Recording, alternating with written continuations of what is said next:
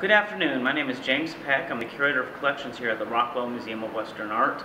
I'm here today to talk about the Curator's pick for Winter 2012. This is Henry Farny's On the Winter Trail.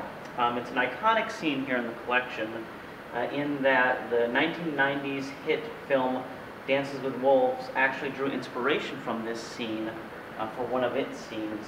So let me tell you a little bit about Henry Farny first. He was a professional illustrator that worked for weekly magazines in the 1880s. He traveled to the Dakotas and Indian Territory quite a few times in the 1880s. And then in the 1890s, he pretty much retired to his Cincinnati studio and painted images of Native Americans using live models, photos, and memorabilia he picked up in his vast imagination. So this painting is from 1894.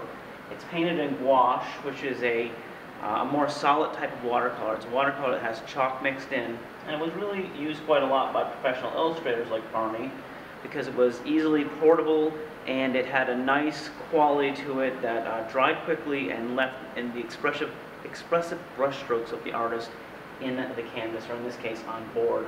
What makes this painting so exceptional is really the composition.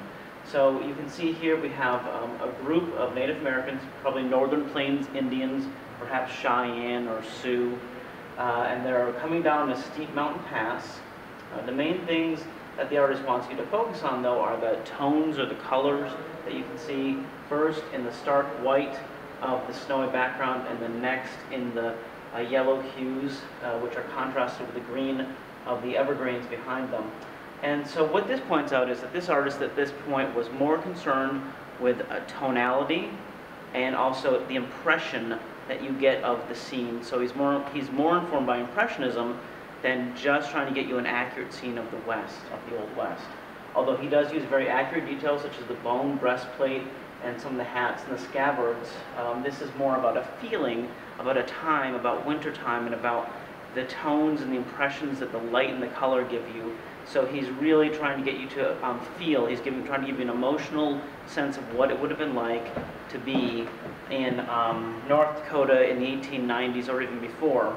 By this time, most Native Americans were confined to reservations and did not go on outings like this, and yet Farny chooses, or he prefers to remember these Native Americans at an earlier time when they were perhaps more free to move about the country and to do things like we see in this scene, which was perhaps a hunt or some kind of travel scene.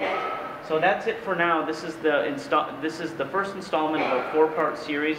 Come back in March or April in the spring to see the next piece in this series.